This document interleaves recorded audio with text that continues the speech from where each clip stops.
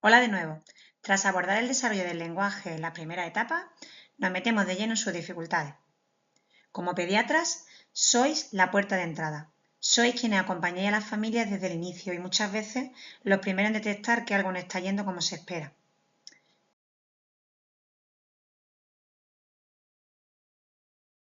Esta charla justamente busca eso, dar herramientas prácticas para reconocer señales de alerta, saber cuándo derivar y sobre todo cómo acompañar a la familia en este proceso.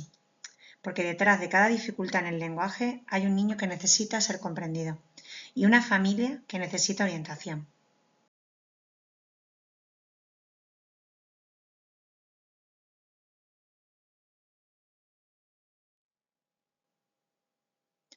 Bueno, ya hemos comentado con anterioridad que el porcentaje de niños que en la primera infancia presenta una alteración en su lenguaje es alta. Esta alteración puede ser la causa nuclear de la dificultad o venir de la mano de otras dificultades. Puede ser que el niño o la niña que llega a consulta tenga un déficit auditivo, tenga autismo y en consecuencia, como consecuencia, un trastorno o una dificultad en lenguaje asociado. Hay que tener también en cuenta que el 30% de los menores que están derivados a atención temprana aquí en Andalucía presentan una alteración en el lenguaje y o en la comunicación. ¿Qué vamos a entender por trastornos del lenguaje? Bueno, pues se refieren al conjunto de dificultades en la comunicación verbal que surgen como consecuencia de la alteración de cualquiera de los mecanismos implicados en el lenguaje. El lenguaje ya dijimos que es una función cognitiva superior, es el resultado de la relación entre procesos neurolingüísticos, neurofisiológicos y neurosensoriales, y en las alteraciones de este lenguaje pueden verse afectadas pues uno o varios o todos los niveles que conforman el lenguaje, que como ya vimos anteriormente, pues eran pues forma, contenido y uso. Estas dificultades difieren en su etiología, en su pronóstico, en las necesidades educativas que generan y en la respuesta interprofesional que requieren. Y establecer el concepto de alteración va a depender de dónde pongamos límites entre lo que es normal y lo que consideramos patológico. Y es una labor, voy a reconocer, subjetiva. ¿Por qué? Porque muchas veces depende del observador. Consideramos que un lenguaje es normal cuando tiene un uso preciso de las palabras, según su significado, un vocabulario de calidad y cantidad, claridad en la articulación, una forma gramatical adecuada, ritmo y velocidad apropiado, volumen de voz audible, tono adecuado, entonación de la frase en concordancia con su significado y sus necesidades expresivas, en fin, un elenco de situaciones que tienen que venir todas de la mano para poder considerar que el lenguaje es normal. Pero claro, vamos a ser consecuentes con lo que estamos hablando. Este canon de normalidad es aplicable al lenguaje adulto, que como ya hemos dicho se considera un lenguaje ya bien formado a partir de los 8 años. En el lenguaje infantil de cualquier niño, de cualquiera, todas o casi todas estas habilidades están en pleno proceso de desarrollo. Entonces, tenemos que basarnos en unos parámetros de normalidad esperables a unas determinadas edades cronológicas para poder considerar si los desfases que aparecen corresponden a una inmadurez propia del lenguaje en un momento dado, es decir, a un retraso que podemos decir que sería que aparecen todos los hitos propios, pero con un poco de retardo en el tiempo. O debido a que hay un trastorno, es decir, que hay una alteración no homogénea en la aparición de los hitos y una serie de cualidades que aparecen en su tiempo frente a otras que nunca van a llegar a instaurarse. Eh, y es una dificultad en el trastorno que, aunque evoluciona, sigue persistiendo en el tiempo.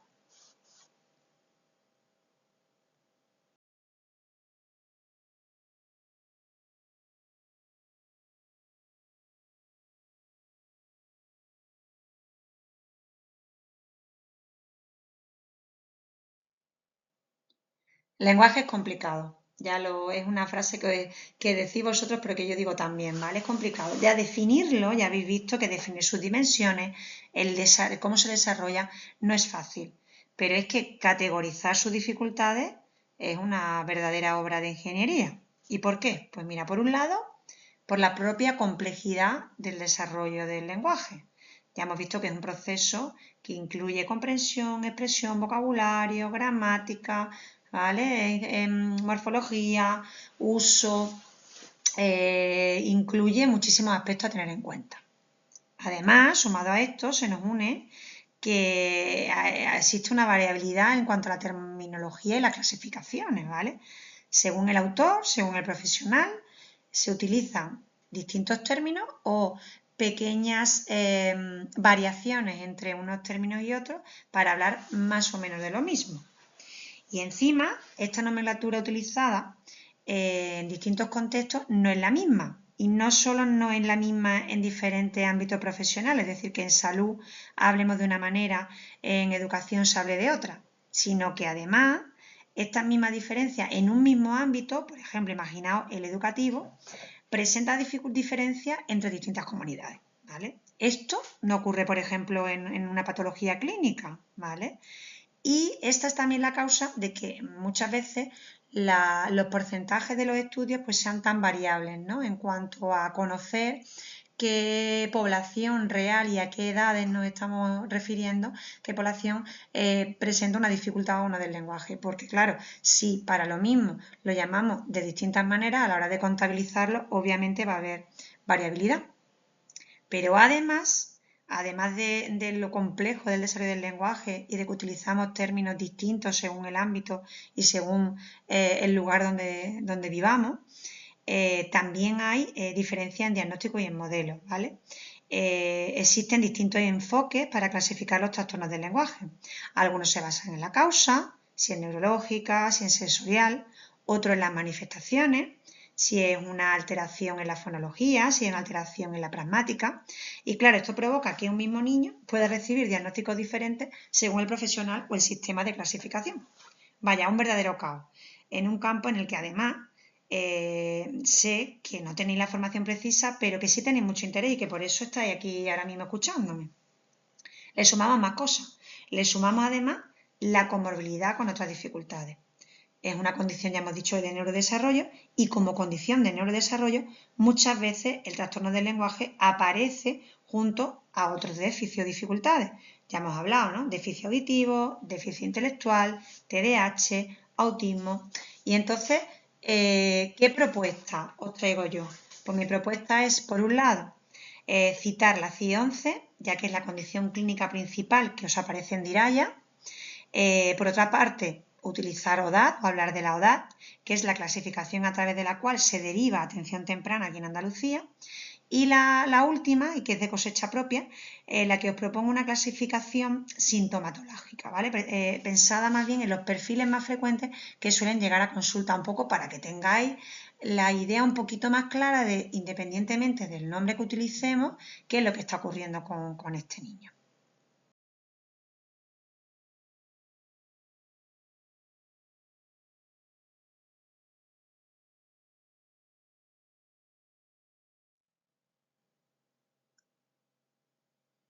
Vamos a empezar un poco hablando de la CIE-11, ¿vale? La CIE-11 aborda los trastornos del lenguaje dentro del capítulo denominado como trastornos del neurodesarrollo. Es decir, ya la CIE-11 considera al lenguaje como una condición de neurodesarrollo, reconociendo que es una función compleja y que puede verse afectada en diferentes dominios. Lo clasifica de la siguiente manera, ¿vale? Aunque tengáis aquí un poco el cuadro, pues lo clasifica por un lado en trastorno del desarrollo fonológico, que se refiere sobre todo pues, a dificultades en la adquisición, la producción y la percepción del habla, que lleva sobre todo errores de pronunciación, ¿vale? Y esto hace que haya una reducción de la ininteligibilidad del lenguaje. La comunicación está afectada significativamente precisamente por este grado de ininteligibilidad que presenta. Y el requisito que tiene que tener es que aparece en el periodo de desarrollo temprano y no es debida a una razón dialectal o una causa orgánica. Entonces habla de trastornos del desarrollo fonológico, habla de trastornos del desarrollo de fluidez del aula, que bueno, lo que hablamos nosotros un poquito más, pues como la tartamudeo o la disfemia. Habla de trastornos del desarrollo del lenguaje y dentro de los trastornos del desarrollo del lenguaje que en clasificaciones la más utilizada, pero ya también más desfasada en el tiempo, que era la de Rapin y Allen, es lo que conocíamos antiguamente como disfasia, ¿vale? Ahora se habla de trastornos del desarrollo del lenguaje y especifica distintos subtipos. Por un lado, serían las dificultades persistentes en la adquisición, la comprensión y la producción o el uso del lenguaje, ya sea entendido como un lenguaje de hablado señas, y que se presenta durante el desarrollo, generalmente durante la primera infancia, ¿vale?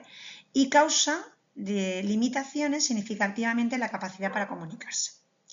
Y luego también aquí habla eso de los distintos subtipos, según si la alteración viene más en el aspecto expresivo, si viene en el aspecto receptivo o aparece una dificultad en ambos aspectos, tanto expresivo como receptivo. Habla la CIE-11 también de otros trastornos especificados del desarrollo del habla o del lenguaje, cuando no se dan las condiciones, todas las condiciones que aparecen en los distintos trastornos antes mencionados, y también habla de trastornos del desarrollo del lenguaje, del habla del lenguaje sin especificación, ¿vale? Es decir, que son dificultades del lenguaje o en el habla que cumplen criterios pero que no reúnen todos los requisitos para el diagnóstico, ¿vale? La diferencia clave respecto a la antigua CIE-10, pues sobre todo es que la CIE-11 hace énfasis en separar lenguaje de habla y de comunicación social, reconoce la persistencia y la gravedad del déficit, es decir, aquí ya no estamos hablando de una dificultad que va a desaparecer en el tiempo, y luego incluye los subtipos receptivo, expresivo y mixto que antes en la CIE-10 no se detallaba, no se especificaba.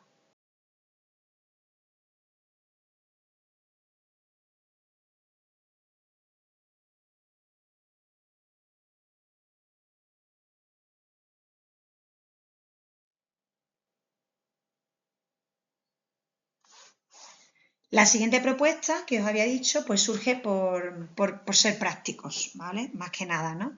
Porque es la categorización, la catalogación que utilizáis como criterio de derivación a los menores aquí en Andalucía. Como ya sabéis, Alborada es el Sistema de Información de Atención Temprana de Andalucía. Está diseñado con la idea de que profesionales del Sistema Sanitario Público de Andalucía, como sois los pediatras de atención primaria y de otros ámbitos, el ámbito educativo, el ámbito social, ¿vale? Estaba ideado para que todos accedieran a una información clínica y de seguimiento de los menores, ¿no? De una forma unificada. El mismo niño que está atendido en distintos sectores, pues esa información referida a ese niño pudiéramos todos ser capaces de verla al mismo tiempo, ¿no? Pero a día de hoy es un sistema donde se vuelca principalmente información de la atención temprana y es una información a la que, por desgracia, podéis acceder de forma muy parcial y muy limitada. Básicamente en consulta sirve para derivar las unidades de neurodesarrollo. Es así, no es para otra cosa más. Luego, claro, dentro de este sistema, del sistema Alborada, se creó o se incluyó una clasificación para poder diagnosticar, ¿vale? Que es la llamada ODAT, ¿no? Que es la Organización Diagnóstica de Atención Temprana. ¿Para qué se creó la ODAT? La ODAT se creó para poder asegurar un lenguaje común y coherencia, sobre todo diagnóstica, entre las distintas disciplinas y servicios por los que pasa, ¿no? Por los que va pasando una familia y un niño, y que por desgracia pues se ha quedado obsoleta. Se ha quedado obsoleta pues en cuanto a diagnóstico se refiere. ¿Por qué? Pues bueno, tenemos que tener en cuenta que la ODAT se publicó en 2004, que la última actualización se hizo en 2011, y bueno, pues podemos decir incluso que hasta ha llovido, ¿no? Y desde entonces, y encima llovió bastante, ¿no? Dentro de los trastornos del lenguaje, la ODAT identifica aquellos que son de etiología conocida y bueno, cuya terminología sí es común y seguramente pues estáis familiarizados con ella, pues como son las diglosias, las disartrias, la fase infantil congénita y adquirida y la disfonía, ¿vale? Estos son una terminología que podemos decir está más próxima a la clínica y que no en este tipo de terminología no difieren, no hay controversia, ¿vale?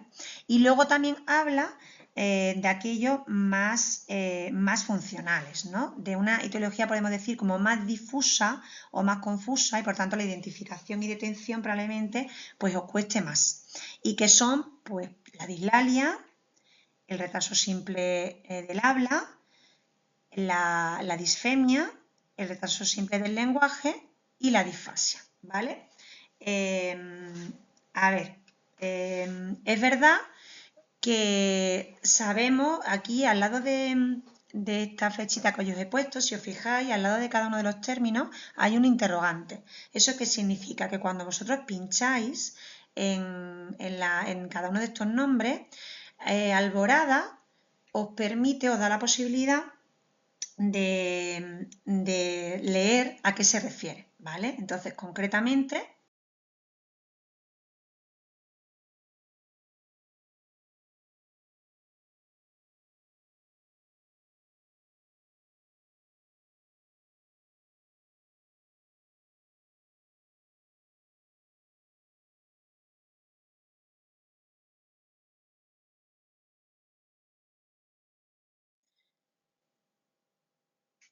aquí está la muestra. Si os fijáis, cuando nosotros pinchamos en cada una de esos interrogantes, aparece un desplegable explicando a qué se refiere con cada una de estas dificultades. Que bueno, que nos puede un poco ayudar, ¿no? a identificar si ese niño que tenemos, esa niña que tenemos delante, puede su dificultad encuadrarse dentro de algunos de los esquemas que aquí se describen.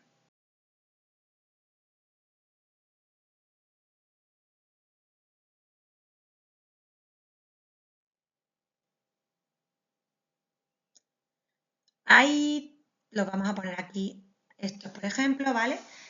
A la hora de esa clasificación ODAD, vosotros tenéis la posibilidad de cliquear o de derivar algunos diagnósticos a día de hoy y otros no son derivables, ¿vale? No son derivables porque o bien se considera que son de carácter transitorio, ¿vale? O de carácter más leve, ¿no? Y por esas razones no lo podéis pinchar, ¿vale? Como ya he dicho, es una clasificación que está obsoleta, es decir, que hay términos que no se utilizan ni mucho menos a la hora de informes logopédicos o de informes clínicos o informes de educación, ¿vale? Y a veces es verdad que sí se emplean, bueno, para evocar por ciertas realidades, ¿vale? Pero bueno, esta es la que tenemos y sobre todo a mí lo que me interesa es que más o menos cuando hablemos de estos términos sepáis a qué se refiere.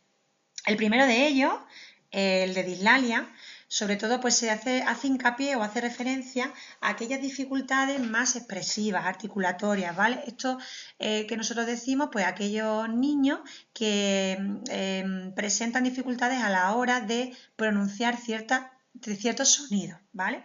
¿Qué pasa? Las dislalias, que ya os digo, no es un término que ya se utilice, pero las dislalias hay como dos tipos de dislalias. Unas dislalias que se consideran evolutivas, ¿vale? Que son aquellas en las que los niños hay sonidos que no dicen, pues porque evolutivamente todavía su madurez, no, o sea, no están maduros como para poder desarrollar esos sonidos. El más claro es el de la R, ¿vale? Es decir, si un niño llega a consulta con 4 años y no dice la R, pues no es algo de lo que nos tengamos que preocupar. ¿Por qué? Porque evolutivamente, aunque es verdad que hay niños que con 4 años ya dicen la R, evolutivamente se considera dentro de la norma que un niño hasta los 6-7 años pueda no decirla o no decirla bien, ¿vale? Por eso se consideran dislalias evolutivas. Y luego hay otra serie de dislalias que son llamadas dislalias funcionales, ¿vale? Las dislalias funcionales son aquellas en las que persisten ciertos errores de la articulación más allá de las edades permitidas, ¿vale? Por ejemplo, el sonido K, que es un sonido muy utilizado en el lenguaje, ¿vale? Coche, comer, casa, ¿vale? Caca. Es verdad que es un sonido que tendría que estar o que empezaría a desarrollarse a partir de los 3 años y es un sonido que con frecuencia hay niños que pasada esa fase de los 3 años no llegan todavía a integrarlo en su lenguaje, ¿vale? Pues en ese caso sería una dislalia funcional. ¿Qué pasa? Que este término ya no se utiliza porque el término dislalia hace más bien como evoca a que a la hora de hablar o de pronunciar los distintos sonidos, esto se hace desde una perspectiva más bien motora. El niño la niña es capaz de colocar la lengua o los labios o la boca de una manera determinada y así de esa forma pronunciar un sonido, ¿vale? Y a la hora de decir las palabras, pues lo que hace simplemente es unir esa combinación de gestos o de movimientos. Ya se ha visto, la evidencia nos dice que eso no es exactamente así, Es verdad que en la expresión hay una serie de patrones que son motores, pero también hay otros que tienen más que ver con una secuencia fonológica y a instancias de un procesamiento neurológico superior. Y entonces el término dislalia se nos queda un poco corto y por eso no se utiliza. Pero vamos, hace referencia, y por eso no podéis vosotros clicar, sobre todo pues eso, a aquellos momentos, aquellos niños que tienen algún sonido que no terminan de pronunciar del todo bien, ya sea porque no tienen nada para ello o porque están un poco ahí en evolución. ¿Qué es el retraso simple del habla? El retraso simple del habla vuelve a hacer hincapié o vuelve a prestar atención a la manera en la que los niños pronuncian, ¿vale? Y sí que es verdad que aquí sí piensan más no solo en un problema de zona de articulación, es decir, de colocar los órganos fonoarticulatorios de manera adecuada, sino que también en el encadenamiento de esos sonidos de una forma correcta para que se obtengan las palabras en una articulación adecuada, ¿vale? Se considera o se diagnostica un retraso simple de habla cuando esas dificultades se mantienen a edades superiores a los 4 o 5 años, ¿vale? ¿Por qué? Porque como ya os dije, a partir de los 3 años esa lengua de trapo propia de un niño tiene que empezar a ir mejorando y a partir de los 3 ya más a los 4 y ya a los 5 años, cuando el lenguaje se tiene que hacer inteligible y esos errores de pronunciación que se aceptan, son aceptados porque son normales en la primera etapa, a partir de ya esas edades deberían de dejarse atrás, ¿vale? En cuanto a la disfemia se refiere pues sobre todo a las dificultades en la fluidez.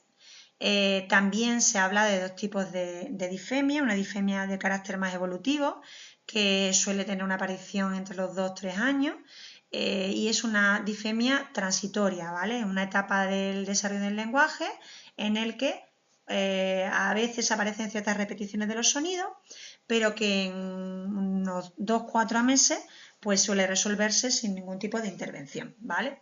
¿Qué pasa? Pues que lo que sí también ya la evidencia nos dice es este tipo, bueno, la disfemia tampoco la podéis cliquear, ¿vale? Porque se considera una dificultad específica muy concreta del lenguaje y tenemos que, cuando hablamos de derivaciones a atención temprana, tenemos que considerar dificultades que tengan una implicación en el desarrollo general del menor, ¿vale? Por eso la disfemia no se considera como derivable. En el caso de los niños que presenten una disfemia en torno a los 3 años, pero haya movimientos asociados, haya frustración evidente en situaciones comunicativas, bloqueos muy persistentes y además se le unan pues, situaciones como que haya antecedentes familiares, o otra dificultad del desarrollo, en esos casos ya se está viendo que no se tiene la idea como no hace tantos años en los que hay que dejarlo pasar, sino que en esos casos sí habría que al menos valorar, ¿no? Y ver si hay cosas que hacer. Pero, insisto, son dificultades muy específicas del lenguaje que no estarían dentro de la posibilidad de derivación.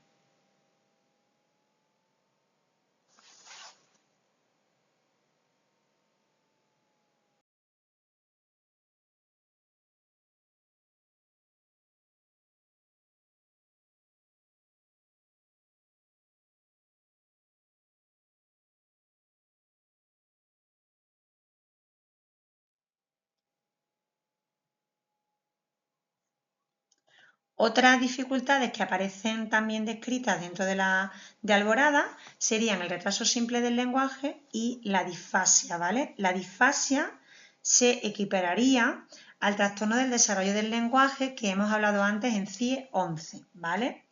¿Qué diferencia hay entre un retraso simple de habla y un retraso simple del lenguaje? El retraso simple de habla estaría afectado la dimensión formal, la dimensión que habíamos hablado ya en la otra charla, que tiene más que ver con la manera en la que nosotros escuchamos el lenguaje. En el retraso simple del lenguaje puede estar afectada esa dimensión formal, esa dimensión expresiva del lenguaje, pero además tiene también que existir una dificultad a nivel contenido incluso a nivel uso, ¿vale? Es decir, había una alteración a nivel sintáctico, a nivel morfológico, ¿vale? A nivel pragmático, ¿vale? Hay una dificultad en más niveles. La diferencia entre el retraso simple del lenguaje y el trastorno del desarrollo del lenguaje, o aquí en la ODAD llamado disfasia, sería que el retraso simple del lenguaje, en el retraso simple del lenguaje, todos los hitos del desarrollo del lenguaje aparecen en el orden esperable, pero enlentecidos en el tiempo. Y conforme se llega a un plazo en torno a los 6-7 años, el niño debe equipararse a lo que sería esperable según su edad cronológica, ¿vale? Sin embargo, en una disfasia o en un trastorno del desarrollo del lenguaje, como lo que hablamos ahora, ¿vale? En este caso, la dificultad también se vería reflejada en los distintos niveles del lenguaje, pero aparecen dos características diferentes. La primera, que la aparición de los distintos hitos del desarrollo no siempre es sincrónica, ¿vale? Es decir, a veces aparecen capacidades que son más propias de la edad, por ejemplo, cronológica del niño, y sin embargo otras adquisiciones que puedan resultar esperables a menor edad, pues no lleguen a aparecer, por ejemplo. Eso por un lado, y por otro lado, en el trastorno específico del lenguaje, o en este caso, como nos le llaman, de la disfasia, hay una persistencia de las dificultades, ¿vale? Son niños que incluso pasado el tiempo, incluso niños en los que se empieza o se comienza una intervención, no hay una evolución patente o la evolución es francamente lenta.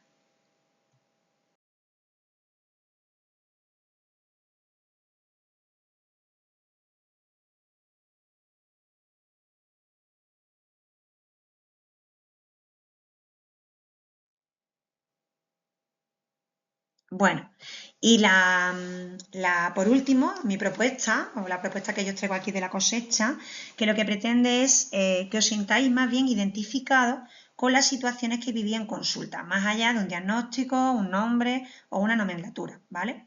Diferenciaríamos entre dificultades expresivas, que se refieren pues, también a las referidas más al aspecto formal del lenguaje y que tienen más relación más bien con el habla, ¿no? Lo que más habla con el habla. Y luego estarían las dificultades expresivas comprensivas, que cursarían tanto con dificultades en la dimensión que más percibimos a priori, que es la formal, ¿vale? Como también con alteraciones en las vertientes semánticas, ya sea en la comprensión más superficial o visible o en la que ya definimos como aquella comprensión inferencial o abstracta. Y luego, por último, también hablaríamos de las dificultades pragmáticas, que más bien harían alusión aquí pues, a esas relacionadas con las dificultades comunicativas, ¿vale? Que podrían estar relacionadas más con otras alteraciones, pues, por ejemplo, pues como el tipo autismo. Esto no quiere decir que no exista, aunque yo no considere que haya niños con una dificultad específicamente o con trastorno específicamente de la comunicación social sin autismo, ¿vale? Porque los hay, ¿vale? Pero la realidad clínica, en la realidad, la preocupación principal va a estar sobre todo, o con la que os vaya a encontrar sobre todo, es o bien en la vertiente expresiva o en la vertiente comprensiva o en la mixta, ¿vale? Es verdad que en la pragmática no va a llegar con tanta frecuencia y si llega suele estar asociada, como ya os digo, a otro tipo de dificultades.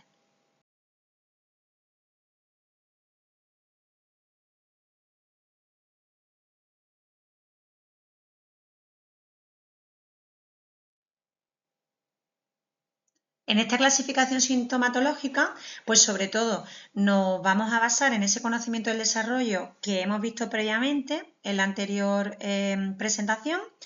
Nos guiaremos pues por ese perfil del niño que llega a consulta que o bien no habla, que habla mal o que deja de hablar. En el caso de dejar de hablar ya sabemos que sí o sí va a ser causa de alerta. Nos vamos a centrar en dificultades por un lado de habla y por otro lado del lenguaje. Nos apoyaremos en el conocimiento de las dimensiones del lenguaje, de la forma, el contenido y el uso, y definiremos dificultades que podamos considerar como transitorias o como permanentes.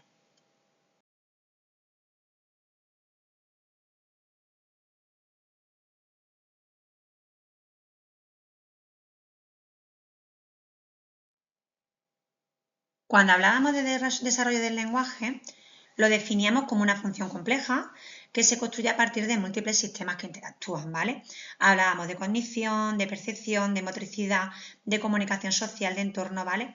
Según esta visión integradora, es verdad que para poder promover la detección eficaz, pues tendríamos por un lado que atender a esas bases de sustentación como una medida preventiva, la detección temprana de dificultades en el lenguaje, es decir, cuando vemos una alteración en alguna de las bases en las que se sustenta el lenguaje, nos puede a nosotros servir para estar atentos a posibles futuras dificultades lingüísticas, ¿vale?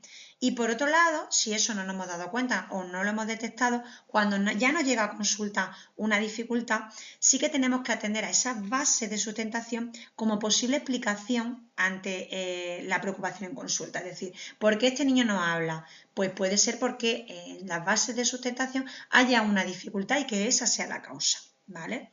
Recordamos que hablábamos de las bases biológicas, pues ese cerebro que establece una capacidad de procesar sonidos, símbolos y estructuras gramaticales. Es verdad que hablábamos de unas bases cognitivas. El lenguaje se apoya en la atención, en la memoria, en la conceptualización, en el razonamiento, ¿vale? Hablábamos de base social y comunicativa, porque el lenguaje surge en interacción con otros, ¿vale? Los modelos de los adultos influyen en la riqueza del vocabulario y la estructura del discurso. Hablábamos de una base ambiental, afectiva, ¿vale? Pues que sobre todo pues del entorno lingüístico y cultural, que es el que determina qué tipo de palabras y de gestos y estructuras se aprenden primero. Y hablábamos también de una base anatómica y funcional, ¿no? De esos órganos de la fonación que son esenciales para producir los sonidos, y la base sensorial de aquellos órganos esenciales para percibir esos sonidos.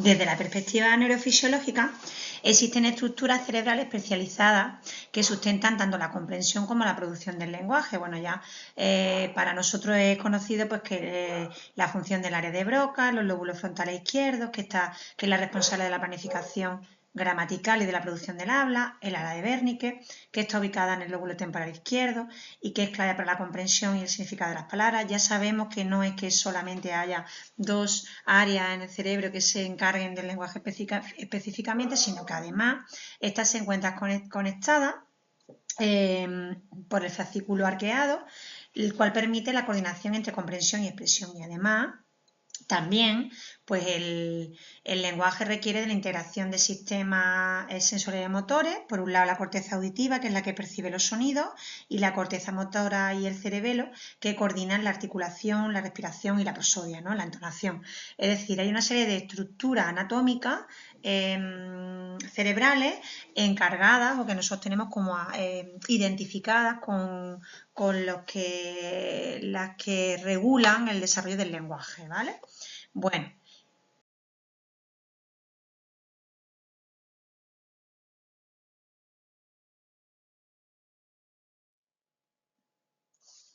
¿qué indicadores o qué signos de alerta podemos considerar o que nos pueden alertar o pueden condicionar o afectar a esa base neurofisiológica y en consecuencia poder tener una dificultad, ¿no? En el lenguaje?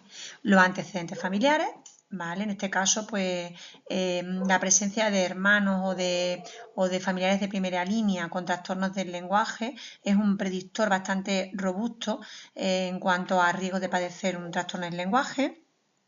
Hay mayor prevalencia en niños que en niñas con dificultades en el lenguaje. Es verdad que está asociada la prematuridad, sobre todo especialmente en niños de menor de 32 semanas, y mayor riesgo de retraso y de alteraciones persistentes en el lenguaje. Lo mismo ocurre con los niños que con bajo peso al nacer. Hay mayor riesgo en los niños que han nacido con un peso inferior a 1.500 gramos. Las complicaciones perinatales, ¿vale? En cuanto a hipoxia, distrés respiratorio, ingresos en la UCI, ¿vale? Hay un incremento en la probabilidad también general de alteraciones del neurodesarrollo, incluida, por supuesto, la del lenguaje. Como hablábamos antes, la comorbilidad de las dificultades del lenguaje con otro tipo de trastornos, como puede ser el autismo, los trastornos motores o el TDAH, y el retraso cognitivo, un retraso global del desarrollo temprano, un retraso cognitivo. En los casos de retraso cognitivo hay mayor probabilidad de persistencia de dificultades en el lenguaje, ¿vale?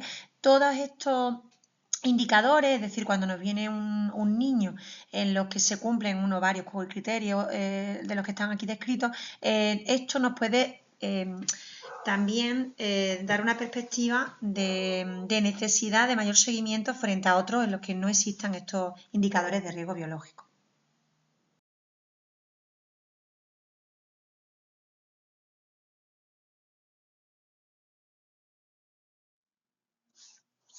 Hablábamos de las bases neurofisiológicas y también hablábamos de la base sensorial. El desarrollo del lenguaje depende en gran medida de los sistemas sensoriales, especialmente del auditivo, obviamente, pero también del visual, ¿no? ¿Por qué? Pues porque permiten al niño percibir, procesar e interpretar los estímulos del entorno. La audición es fundamental, lógicamente, para la adquisición de los fonemas, es decir, es fundamental para yo poder reproducir en un momento dado los sonidos del lenguaje. Es necesario que los haya percibido durante muchas veces, muchas exposiciones, de una manera clara y de una manera correcta, ¿vale? Ya que el niño aprende a reproducir los sonidos que escucha, ¿vale? Las primeras palabras que el niño empieza a decir son las que más ha percibido él en su entorno, es decir, las que más exposición han tenido. La visión también contribuye a la comprensión de los gestos, la expresión facial y lectoescritura, y también complementan la comunicación verbal. De hecho, hay estudios que se hicieron durante la época COVID, en la que utilizábamos las mascarillas, en la que se percibía como en general, no solo en los niños, sino también en los adultos, había una percepción del habla y una comprensión del habla disminuida con respecto al no uso de mascarilla. Y es porque es verdad que a la hora de entender el lenguaje, nos apoyamos mucho sin darnos cuenta, de una manera totalmente inconsciente, en la lectura labial y en la mirada hacia cómo movemos nosotros la boca, ¿no? Bueno, cuando existen alteraciones sensoriales, como por ejemplo un déficit auditivo o problemas visuales, pues es bastante probable que aparezcan dificultades en la adquisición del lenguaje, ¿vale?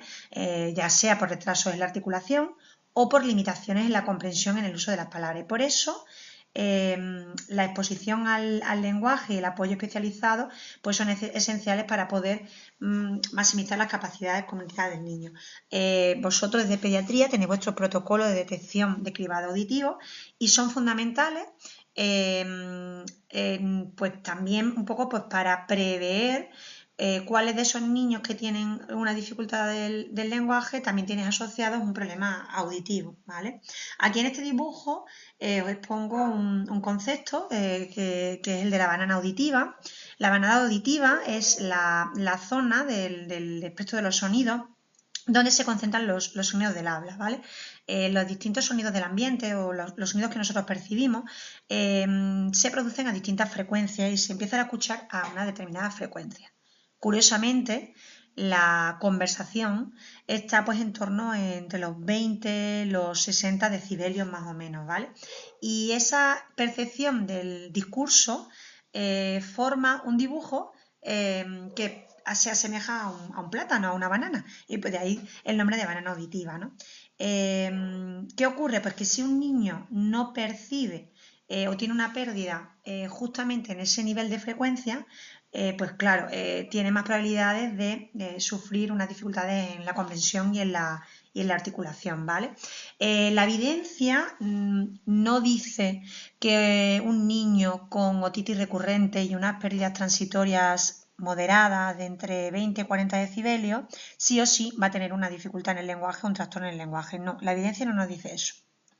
La evidencia nos dice que aquellos niños que son más vulnerables a sufrir una dificultad en el lenguaje ese 20% de niños que tienen un retraso o vienen con un retraso, un lenguaje retrasado, ¿vale? Tienen más probabilidad de instaurar una alteración persistente si además se le suma una alteración auditiva, ¿vale? ¿Por qué? Sobre todo si esta alteración es prolongada en el tiempo, ¿vale? No es lo mismo tener una pérdida transitoria en 2 meses, en un mes de vida, ¿vale?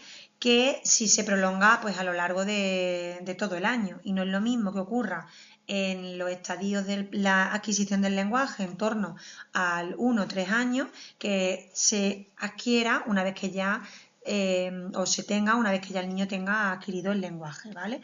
Entonces, es verdad que lo que sí vemos es que normalmente hay un impacto mayor en el procesamiento de los sonidos y en la percepción auditiva del habla, es decir, que nosotros en consulta, por norma, todo niño que tenga una otitis no lo vamos a derivar lógicamente a atención temprana, pero sí aquellos niños que vengan con una preocupación de un lenguaje retrasado o un lenguaje que no termina de surgir, sí tenemos que ser cautos a valorar si la percepción auditiva, la percepción sensorial está intacta.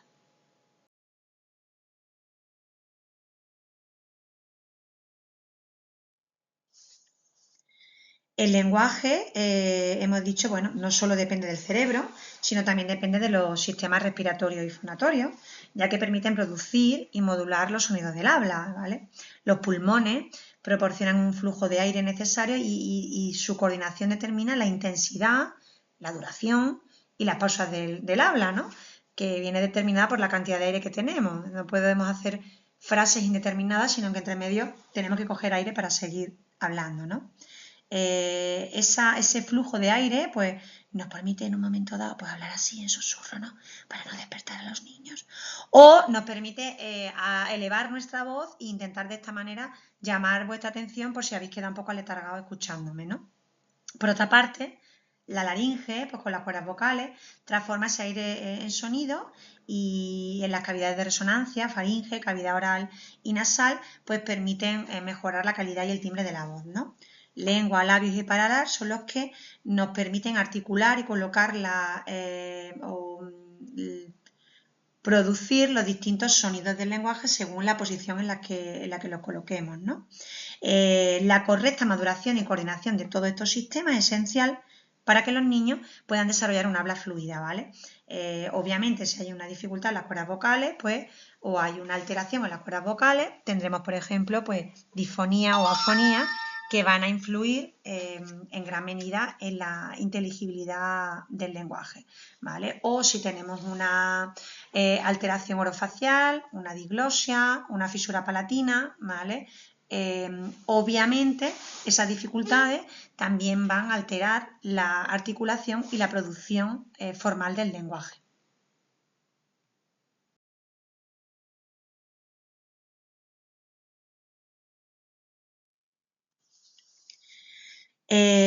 Por otra parte, el lenguaje se apoya en diversas capacidades cognitivas que permiten al niño aprender, comprender y utilizar las palabras y estructuras gramaticales. Los principales factores que influyen en el desarrollo del lenguaje a nivel cognitivo son, por un lado, la atención, que permite al niño captar los sonidos, las palabras y los gestos del entorno; la memoria, que es la que permite pues, almacenar todo ese vocabulario, ese léxico que el niño va recibiendo del entorno; ser capaz de almacenar y codificar esas secuencias de palabras; y las reglas gramaticales que nos permiten luego hacer un desarrollo discursivo. Por otro lado, también la capacidad de razonamiento y categorización, que facilita asociar las palabras con objetos, con acciones, con conceptos, esas relaciones que nosotros decíamos semánticas, más allá del significado en sí de las palabras, sino de entender cómo puede cambiar en función del contexto del discurso.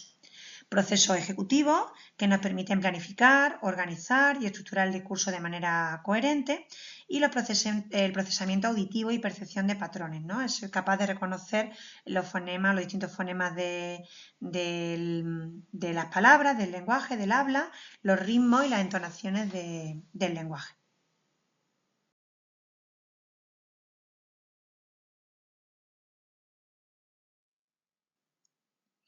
Existen ciertas señales que nos pueden indicar dificultades en los factores cognitivos necesarios para el lenguaje, ¿vale? ¿Cuáles son? Aquí he puesto una tabla en la que aparecen pues, por edades algunas dificultades que nos pueden indicar que hay un posible riesgo, una posible alteración a nivel cognitivo y que esas alteraciones a nivel cognitivo, sin duda alguna, van a mermar la capacidad en el desarrollo del lenguaje, que como decíamos es la capacidad, recordar, superior por excelencia, ¿no? ¿Cuáles son estos factores cognitivos? Pues están los problemas atencionales, el niño que se distrae con facilidad, que no sigue instrucciones simples, que parece desconectado durante la comunicación, ¿vale? Va a tener muchísimas más dificultades para atender y menos posibilidades de desarrollar el lenguaje que aquel que está conectado, atento, dispuesto, ¿no?, a la comunicación. Los déficits en la memoria, ¿vale? Que olvide palabras recientes, que no recuerde, por ejemplo, secuencias de canciones o historias simples, estos niños un poquito más mayores, ¿vale?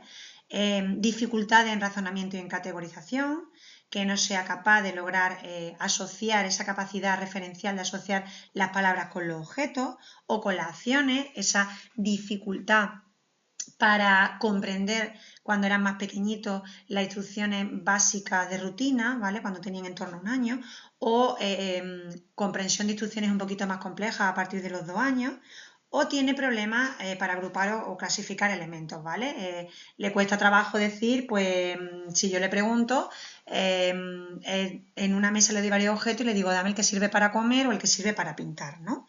Cuando obviamente hay una dificultad en ese razonamiento, hay una dificultad comprensiva, va a tener más probabilidad de desarrollar una dificultad en el lenguaje. Proceso ejecutivo limitado, es decir, dificultad para planificar lo que quiere decir, para organizar ideas o para seguir los pasos en una conversación. Y problemas de procesamiento auditivo, ¿vale? Que pueda ser pues que confunda palabras o que tenga dificultad para discriminar fonemas, más allá de una dificultad auditiva, ¿vale? Ya sabemos que por un lado nosotros podemos tener dificultades a nivel perceptivo, es decir, el niño tenga una dificultad entre palabras que se parezcan mucho, o se aproximen mucho, pero porque a nivel auditivo haya una pérdida, una causa física, funcional, biológica. Y hay otros casos en los que se observan niños en los que hay confusiones entre palabras muy próximas o confusiones en las instrucciones que le damos, en los que se comprueba que la audición es normal, no hay ningún tipo de dificultad auditiva a priori, pero hay un problema en la codificación de los mensajes, ¿vale? Y ese problema en la codificación viene de la mano de una alteración a nivel de funciones cognitivas.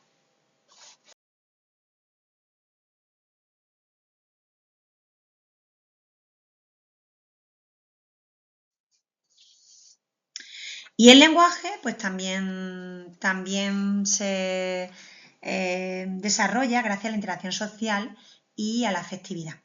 Los niños aprenden a comunicarse, a relacionarse con sus cuidadores iguales, imitando gestos, expresiones y palabras, ¿vale? Entonces es fundamental esa calidad de la interacción afectiva, ¿no? Como es pues, recibir atención, respuesta a las vocalizaciones, los juegos comunicativos que se han hecho durante toda la vida, ¿no?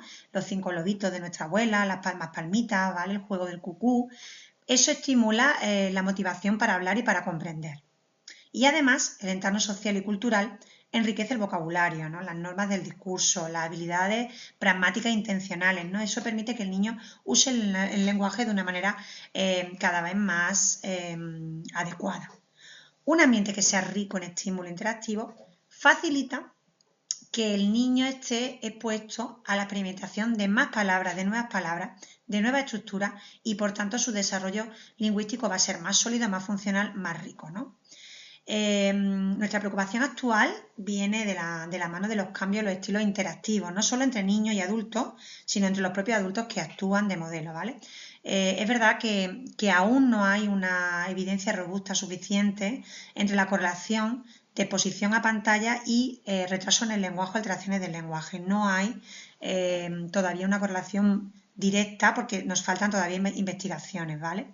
Es verdad que nosotros los logopedas le decimos mucho a la familia que hay que hacerlo muy mal, muy mal, muy mal para que la causa del no desarrollo del lenguaje sea precisamente la falta de interacción con el entorno, ¿no? La falta de un entorno favorecedor. Normalmente las dificultades del lenguaje en entornos que son desfavorecidos tienen más que ver con la riqueza de vocabulario o de estructura o de estilos narrativos, ¿no?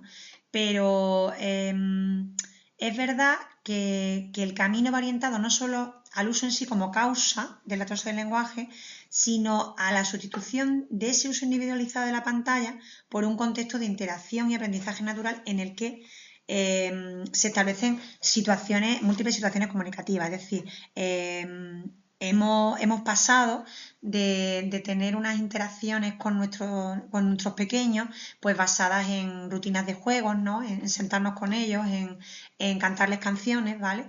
A unas rutinas en las que nos sentamos a lo mejor en torno a una mesa, cada uno con soporte digital. Es decir, la culpa no es ya tanto del móvil, sino de lo que estamos perdiendo, las cosas que nos estamos perdiendo o los niños se están perdiendo por culpa o debido al uso del móvil o de esas pantallas. Bueno, a esta altura de nuestro curso express ya hemos tomado conciencia, ¿no?, de lo vulnerable que puede llegar a ser el desarrollo del lenguaje en cuanto al alcance de hitos, desarrollo de bases de sustentación, un entorno adecuado. Y sin embargo, lo asombrosamente robusto que es decir, que pese a que hay un montón de niños que tienen dificultades en el lenguaje, lo previsible es que el lenguaje se desarrolle con normalidad y sin dificultades, ¿no? Es verdad que son bastantes los aspectos a considerar y ahora pues nos queda ponernos un poco enfrente a la realidad por la que os consultan, de la realidad que os llega a consulta, ¿no? Y que a vosotros lo que realmente os preocupa.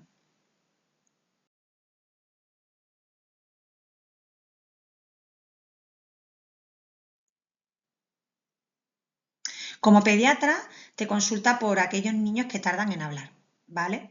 Esta capacidad, recordemos, surge en torno al año. A los 18 meses se presupone una explosión de vocabulario que se traduce en combinaciones de dos elementos, ¿vale? Precisamente a los 2 años. Y cuando esto no sucede, pues nos encontramos ante lo que aquí he expuesto, que es el inicio tardío del lenguaje, ¿no? Ese niño que no habla, ¿no? O que tarda en hablar, ¿no? El inicio tardío del lenguaje es un retraso que puede identificarse a partir de los 24 meses.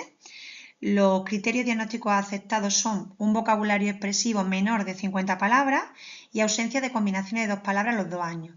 Estas combinaciones pueden ser sustantivo-sustantivo, sustantivo-verbo, ¿vale? Es decir, pueden ser, por ejemplo, tata, galleta, que quiere decir, hermana, dame una galleta, o puede ser, por ejemplo, yaya, beber, ¿vale? Abuela, tengo sed, dame de beber, ¿vale?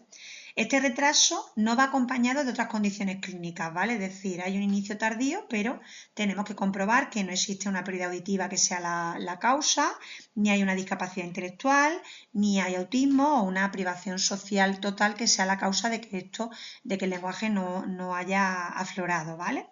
Es verdad que entre el 50 y el 80% de los hablantes tardíos van a alcanzar un nivel cercano a la normalidad, y aproximadamente un 20 o un 30% presentan dificultades persistentes, ¿vale? La capacidad predictiva aumenta con la edad, es decir, que si el inicio tardío, es decir, viene un niño con 2 años que no tiene 50 palabras y no combina, ¿vale? Y a los 3 años persiste que no combina, o sea, que no tiene 50 palabras y que no combina, la probabilidad en ese niño de 3 años que todavía tiene un inicio tardío de que el trastorno sea transitorio es considerablemente mayor, ¿vale? Es bastante, con bastante posibilidad eso va a ocurrir, ¿vale? Es verdad que es difícil predecir a priori cuáles de esos hablantes tardíos cursarán o derivarán en un trastorno del lenguaje, ¿vale?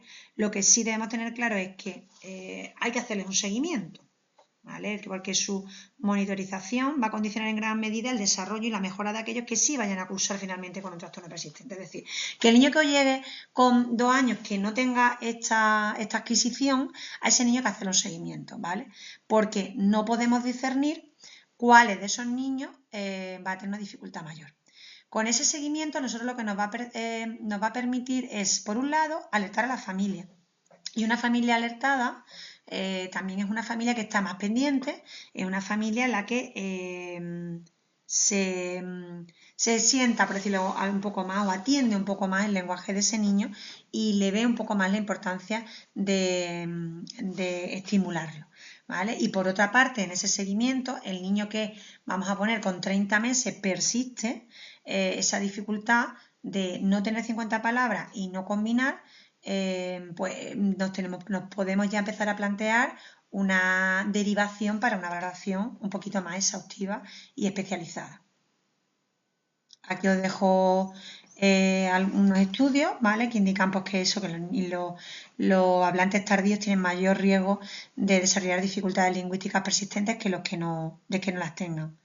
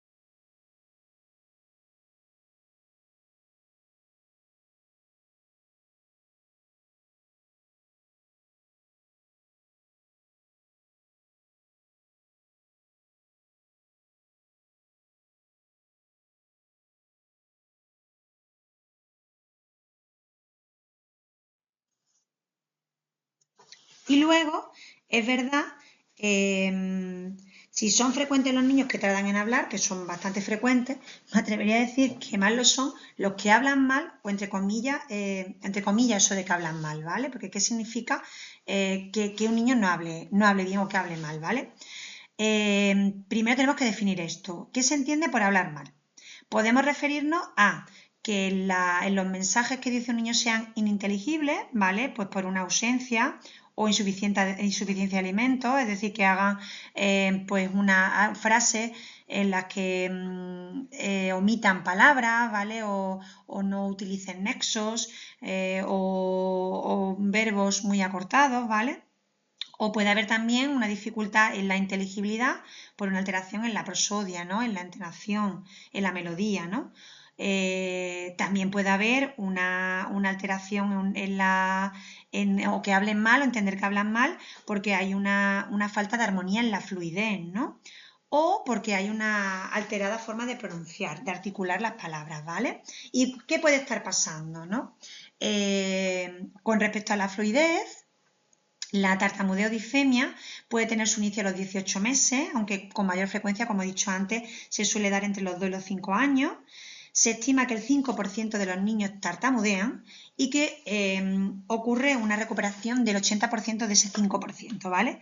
Lo importante a tener en cuenta en la infancia es que entre los 2 y los 4 años un gran porcentaje de niños pasa por un periodo de disfluencia.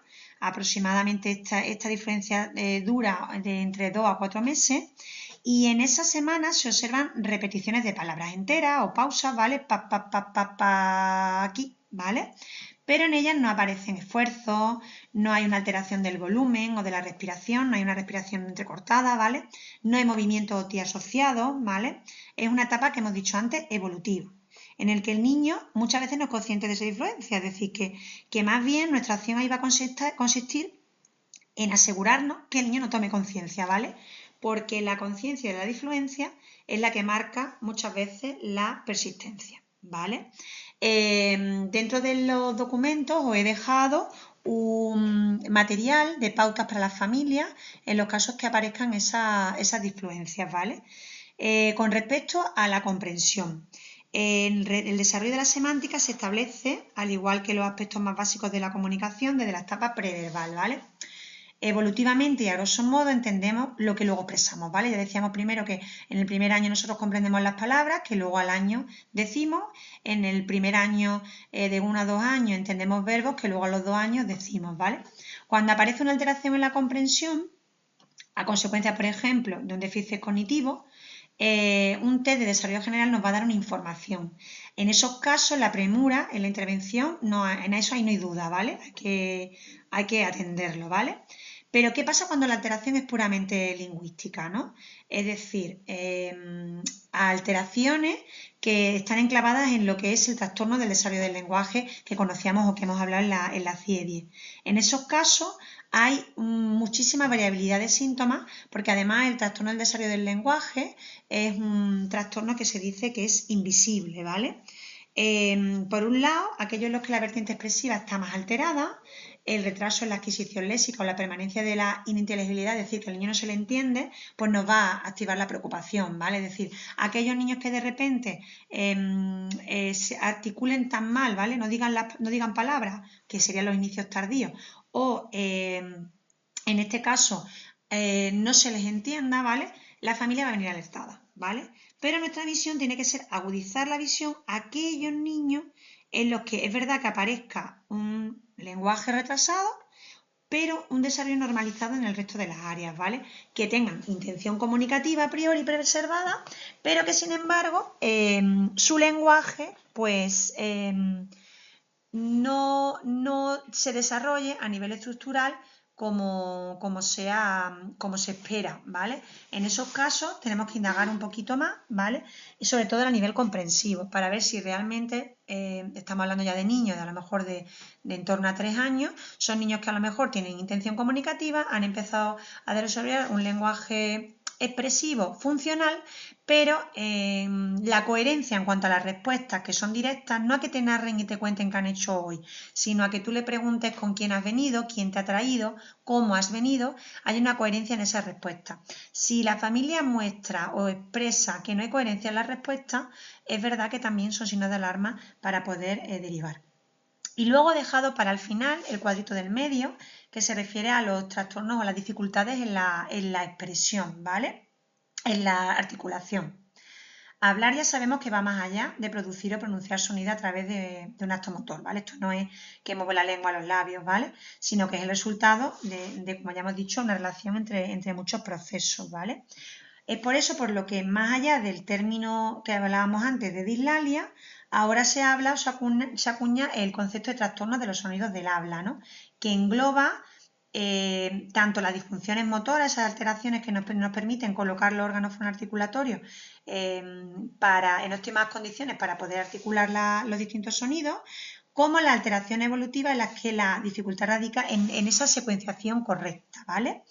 Entonces, en estas alteraciones lo que a nosotros nos va a preocupar sobre todo más es el nivel, el impacto funcional de inteligibilidad del lenguaje. Básicamente, nos van a venir niños y familias que nos dicen: mi hijo es que habla muy mal porque todavía tiene mucha lengua de trapo y es que hay muchos sonidos que no dice. Y vosotros no podéis discernir en tan poco tiempo si los sonidos que él está pronunciando son los propios de su edad, no son propios de su edad, si comete muchos errores de simplificación, si comete errores de sustitución, y si esos errores de simplificación de palabras, de acortar palabras o de sustitución de sonidos dentro de la palabra son previsibles o son permitibles en esa edad. Entonces, lo que yo os animo es a establecer el conocimiento a partir de los 3 años de desempeño que guíen nuestra actuación, ¿vale? ¿Qué significa eso? Vamos a valorar, ¿vale?, cómo entiende la familia y el entorno más cercano el lenguaje de los niños, ¿vale? Tendría un nivel de desempeño adecuado cuando lo entiende cualquier persona, es decir, que el niño emite los sonidos esperados de su edad, tanto en palabras aisladas como en el discurso, ¿vale? Nosotros no vamos a saber qué sonidos son esos, pero lógicamente lo entendemos y lo entiende todo el mundo. Pues ese niño no hay que hacer nada, ¿no? Simplemente vendrá a consulta por otra razón. La alteración puede ser leve, es decir, lo entiende cualquier persona haciendo un leve esfuerzo. El niño a lo mejor comete errores, emite todos los sonidos anteriores de su edad, pero a lo mejor le faltan 2 sonidos más o menos de la edad en la que se encuentra, ¿vale? O verbaliza todos los de su edad y falla algunos del anterior. Eso va a hacer que su lenguaje tenga una alteración leve y entonces vamos a escuchar sonidos un poquito alterados y probablemente tengamos que decirle el qué, ¿vale? Pedir una repetición. Eso sería una alteración leve. En esas alteraciones leves, en principio en los 3 años, pues nada, también se podría un poco esperar, ¿vale? ¿Qué ocurre, sin embargo, con una alteración moderada? Es decir, estos serían niños que solo los entienden en su entorno cercano, ¿vale? Los entiende su familia y normalmente la persona que más está a su cuidado. En ese caso, a nivel logopédico, observaríamos que hay bastantes errores en sonido esperado a su edad y también en errores anteriores. Pero vosotros lo único que tenéis que saber es cuando la familia os llegue es: mi hijo, mi hijo es que habla muy mal. Y vosotros le tenéis que hacer la pregunta: ¿quién lo entiende? Y entonces eso van a responder muy bien la familia. Os va a decir: solo lo entiendo yo. A lo mejor os dice la madre: estoy todo el día traduciendo lo que dice porque es que solo lo entiendo yo, ¿vale? En esos casos en los que hay un impacto, es decir, en el que el niño, porque el niño se percibe bien, el niño piensa que está hablando perfectamente, ¿vale? En esos casos en que hay ese impacto funcional, en el que seguramente los niños, sus compañeros no lo entiendan, en clase tampoco lo entiendan, otros familiares que no sean su madre tampoco lo entiendan, es un constante traducir lo que dice. En este caso nosotros tendremos que estar un poquito pendientes y a lo mejor nos debemos de plantear hacer un seguimiento para ver si en el tiempo ese niño de 3 años y medio, si persiste esa alteración moderada, pues nos deberíamos de plantear derivar, ¿vale? Y sobre todo, debemos atender a aquellos niños con una alteración severa, es decir, un niño que con 3 años es inteligible incluso en su entorno cercano, es decir, su familia no lo entiende, pese a que use gestos, porque ¿qué ocurre? Que nosotros vamos a entender, no es que el niño se hace entender mediante gestos, porque cognitivamente no tiene ningún problema, porque hace algunos sonidos y nada más que con la mirada, los gestos, señalar, llevarme, yo ya lo entiendo. Vale, no es lo normal. Un niño a los 3 años tiene que entendérselo en un 75%, es decir, a los 2 años se le debe de entender un 50%, la mitad lo entendemos por las palabras que dice y la mitad por el contexto en el que nos está contando algo. Pero es que a los 3 años el 75% se tiene que entender. Más allá de que siga habiendo errores en la pronunciación, lo tenemos que entender. Entonces, aquel niño que venga con un lenguaje totalmente ininteligible, incluso para su entorno más cercano, ese niño tiene que ser derivado. ¿Por qué?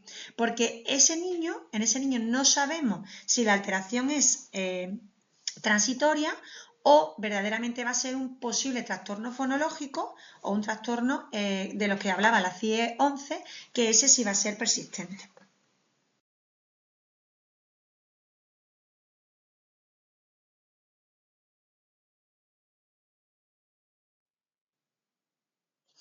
Bueno, ¿y qué población es más vulnerable de padecer una alteración en el lenguaje? Ya estamos casi terminando, ¿vale? Pues los factores biológicos que ya habíamos hablado anteriormente, tienen un riesgo alto a aquellos niños con antecedentes familiares de dificultades en el lenguaje, aquellos niños con dificultades en comprensión temprana, con retrasos globales de desarrollo, con un CI bajo límite, ¿vale? O con problemas auditivos, como hemos dicho antes, persistentes, no ocasionales, no de un mes, sino una cosa persistente, obviamente tienen un riesgo muy alto de padecer alteraciones del lenguaje. Hay un riesgo moderado y son niños que atenderemos y son aquellos niños que si vienen con una dificultad o con una sospecha o con una preocupación a consulta de que el niño no habla, está tardando en hablar o habla de una forma muy inteligible, hay un riesgo moderado para aquellos niños prematuros, especialmente menores de 32 semanas, con bajo peso al nacer, con retrasos motores tempranos o que además esto se le une y se le suma si son niños frente a las niñas, ¿vale? A nivel de perfiles lingüísticos tempranos, hay un alto riesgo en aquellos niños que sean hablantes tardíos, además con una mala comprensión, ¿vale? Niños que no combinen palabras a los 2 años, como ya hemos dicho, niños que tengan un vocabulario muy reducido y niños que progresen muy lentamente, es decir, que empezaron a decir sus palabras al año o a los 18 meses y desde los 18 meses a lo mejor tienen 24 o 30 meses y apenas ha habido un incremento en ese vocabulario. A nivel social, ya hemos dicho pues, que sobre todo la baja calidad de la estimulación lingüística o entornos con una adversidad psicosocial los vamos a atender más, aquellos niños que vengan de una familia desfavorecida o con dificultades o con posible baja estimulación lingüística y vengan precisamente al explorarlo observemos un retraso el del lenguaje o el lentecido, van a tener más necesidad de ser valorados o tener un seguimiento que aquellos niños en los que tengan un entorno social normalizado, ¿vale?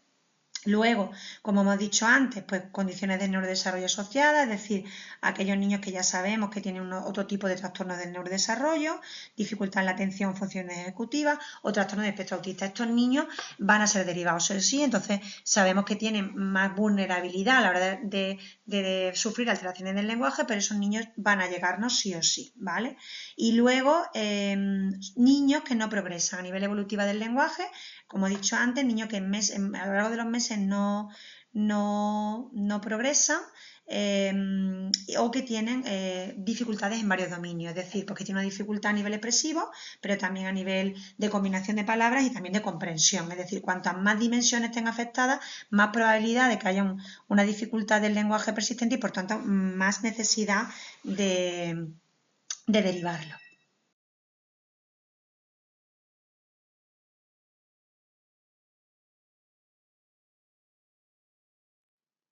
Bueno, en todos los casos, todos los casos, es verdad que yo sí aconsejaría, os he dado unas pautas también en el material, que cuando exista yo diría que para todos, ¿vale? No es necesario que tenga vienen con una sospecha y entonces le damos las pautas, sino que en general yo creo que a las familias se deberían de dar unas pautas de cómo acompañar el lenguaje del niño, ¿no? Hay que seguir los intereses del niño, crear oportunidades de comunicación, hay que moderar el lenguaje sin presionar, es decir, hay que tener un lenguaje correcto, no utilizar diminutivos, cerdito, vaquita, ¿vale? Hay que utilizar un lenguaje claro, más sencillo, no dar tantas explicaciones, ¿vale? Pero sí unas explicaciones claras. Hay que asegurarse que el niño está entendiendo y atendiendo cuando nosotros le estamos hablando, ponernos a su altura, mirar a nosotros a los ojos, ¿vale? Cogerle las manos, ¿vale? Tenemos que imitar y repetir aquellas expresiones que el niño nos dice y tenemos que expandirlas, es decir, que si el niño de repente nos dice mamá toche, le diremos, ay, qué bonito el coche con el que está jugando, o ¿qué quiere? Que juguemos al coche azul. Es decir, yo siempre le digo a las familias que la mejor manera de estimular el lenguaje de un niño es, a partir de las expresiones que él dice, utilizar esa misma, darle el modelo correcto. Si dice toche, yo le digo coche, y dar más información a partir de esa palabra o de esa estructura que ha utilizado, ¿vale? Y bueno, ya por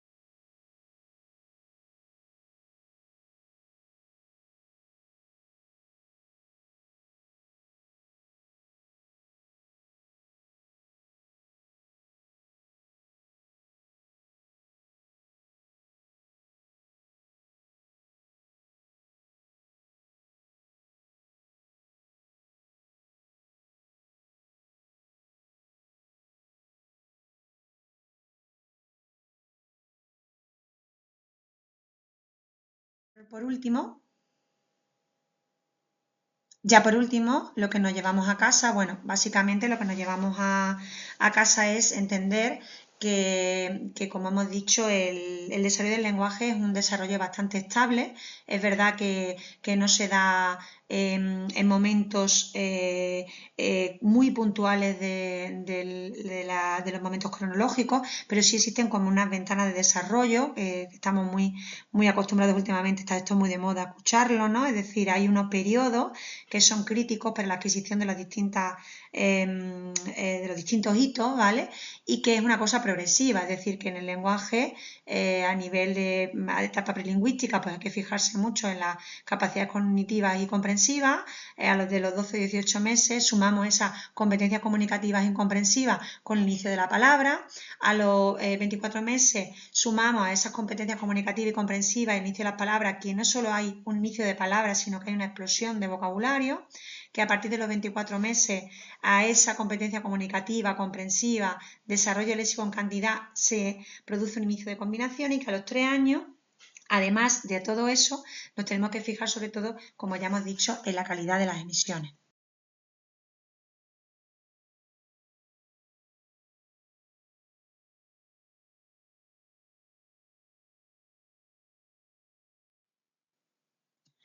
Para cerrar, quiero que recordemos algo muy importante. Detrás de cada retraso de lenguaje hay un niño esperando ser escuchado, y nuestro compromiso es darle voz. Cada intervención temprana, cada palabra de aliento y cada oportunidad de comunicación que brindemos puede marcar la diferencia en su desarrollo, su aprendizaje y su vida. Hagamos de nuestra atención y dedicación un puente para que cada niño encuentre su voz. Muchísimas gracias por estar aquí al otro lado, y muchísimas gracias por querer escuchar a nuestros niños.